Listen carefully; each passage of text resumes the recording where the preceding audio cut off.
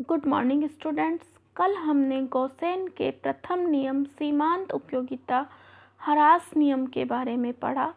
सीमांत उपयोगिता ह्रास नियम का प्रतिपादन 1854 में गॉसेन ने किया।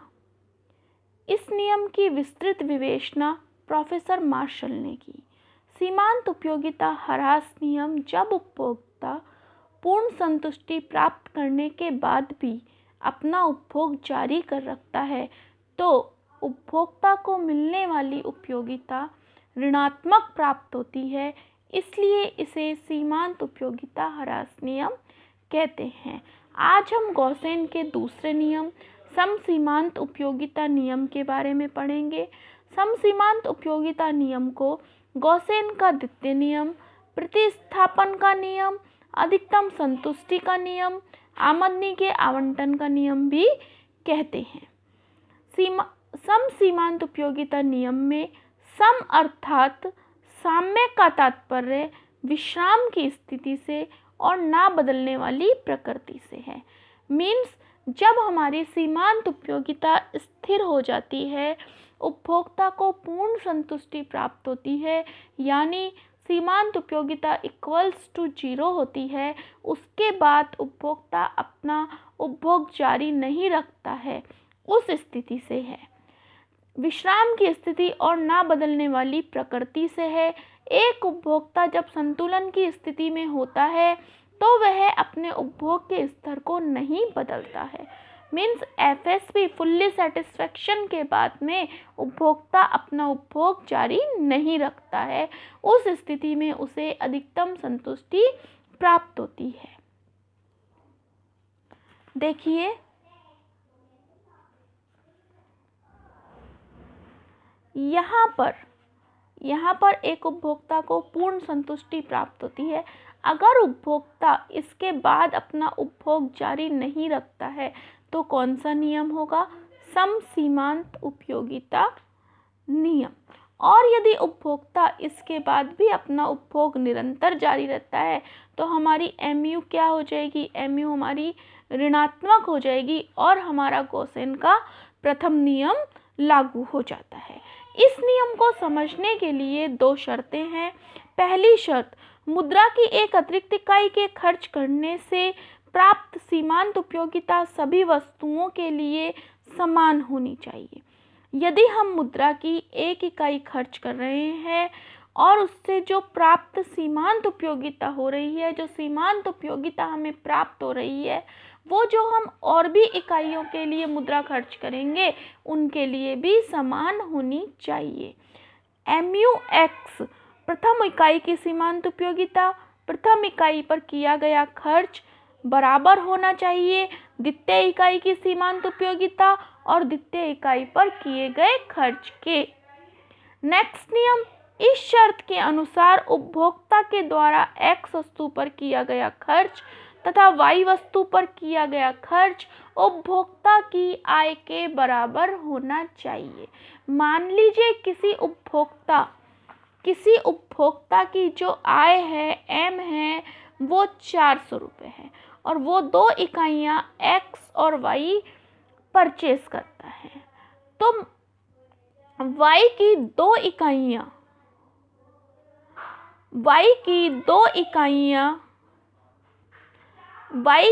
इकाइयाँ एक उपभोक्ता खर्च करता है 80 रुपये प्रति इकाई के हिसाब से। कितने रुपए प्रति इकाई के हिसाब से? 80 रुपये प्रति इकाई के हिसाब से। और Y की 2 इकाइयाँ वो खर्च करता है 120 रुपये प्रति इकाई के हिसाब से। तो उपभोक्ता की आय क्या होनी चाहिए? इन दोनों के बराबर होनी चाहिए। तो पहली इकाई से हुआ 160, दूसरी इकाई से हुआ 240 इक्वल्स टू 400। यही हमारा नियम है कि उपभोक्ता के द्वारा X वस्तु पर किया गया खर्च Y वस्तु पर किए गए खर्च उपभोक्ता की आय के बराबर होना चाहिए। अब इस नियम में हमने जो लिखे हैं उनका क्या मीनिंग है वो समझिए। MUX जो भी हमने संकेतार्थ शब्द लिखे हैं उन शब्दों के क्या मीनिंग है? MUX x वस्तु की सीमांत उपयोगिता, MUY y वस्तु की सीमांत उपयोगिता, PX x वस्तु की कीमत, PY y वस्तु की कीमत, x पहली वस्तु, y दूसरी वस्तु, x इंटू P पहली वस्तु पर किया गया खर्च, y इंटू P दूसरी वस्तु पर किया गया खर्च, P से आशय प्राइस से और M से आशय आय से है। ये जो उसकी जो शर्त है, इस नियम को हम एक एग्जाम्पल के द्वारा भी समझ सकते हैं। वस्तु की मात्रा, x वस्तु की सीमांत उपयोगिता और y वस्तु की सीमांत उपयोगिता हमें दी हुई है। इकाई का प्रयोग करता है एक उपभोक्ता, 6 इकाइयों का प्रयोग करता है। पहली इकाई से x वस्तु की सीमांत उपयोगिता 385, दूसरी से 355, तीसरी से 300, चौथी से 270 और फिफ्थ इकाई के प्रयोग से 200, सिक्स्थ इकाई के प्रयोग से 185। इसी तरह से y वस्तु के लिए 1150, 1035, 985, 900, 840 और 730। उपभोक्ता की आय हमें दी हुई है 450 रुपये।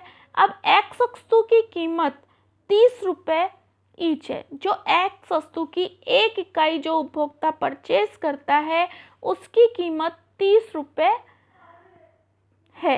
y वस्तु की प्रति इकाई की कीमत 90 रुपये है। यदि हम x वस्तु की 3 इकाई और y वस्तु की 4 इकाई खरीदते हैं तो नियम की पालना कीजिए। देखिए, MUX जो तीसरी इकाई है उसकी हमारी सीमांत उपयोगिता क्या है? 300 रुपये। और जो हमारी y वस्तु है उसमें हम क्या 4 इकाई खरीद रहे हैं तो उसकी सीमांत उपयोगिता कितनी है हमारी?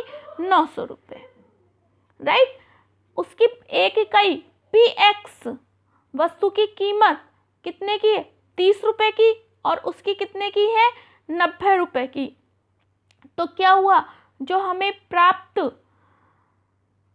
जो खर्च करने से जो प्राप्त सीमांत उपयोगिता है वो क्या आ रही है? दोनों वस्तुओं के लिए समान आ रही है, मीन्स हमारे नियम की पालना हो रही है। नेक्स्ट शर्त है हमारी कि पहली वस्तु की कीमत और दूसरी वस्तु पर जो किया गया खर्च है उनका योग उपभोक्ता की आय के बराबर होना चाहिए। तो कितना हो गया? पहली वस्तु की 3 इकाई का प्रयोग कर रहे हैं 30 रुपये के हिसाब से, दूसरी वस्तु की 4 इकाइयों का प्रयोग कर रहे हैं 90 रुपये के हिसाब से। दोनों को किया तो हमारा जो खर्च है वो किसके बराबर हो रहा है? आय के बराबर। इस उदाहरण के द्वारा सम सीमांत उपयोगिता नियम की दोनों शर्तें पूरी हो रही हैं, अर्थात उपभोक्ता को पूर्ण संतुलन की प्राप्ति हो रही है। इस नियम की जो मान्यताएं हैं, एजम्पशन है, वो बिल्कुल सीमांत उपयोगिता ह्रास नियम के अपोजिट है, इसलिए वो मैंने आपको नहीं कराई है। नेक्स्ट आता है सम सीमांत उपयोगिता नियम का महत्व।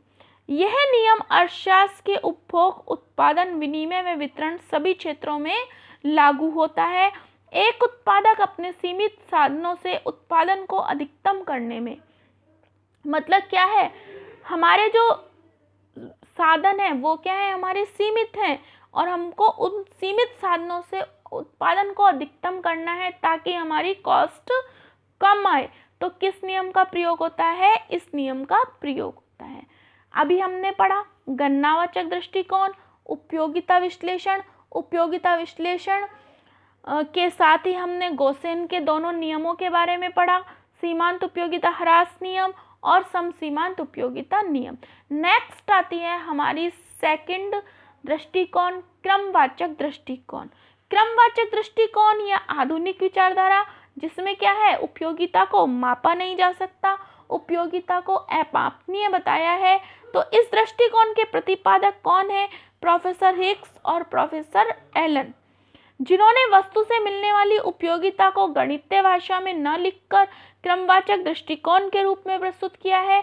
अर्थात इन्होंने उपयोगिता को एक मनोवैज्ञानिक तथ्य मानते हुए गणनावाचक दृष्टिकोण को नकारा है, उस दृष्टिकोण की आलोचना की है। तो इस नियम के बारे में, इस विचारधारा के बारे में हम कल पढ़ेंगे। Okay, thank you.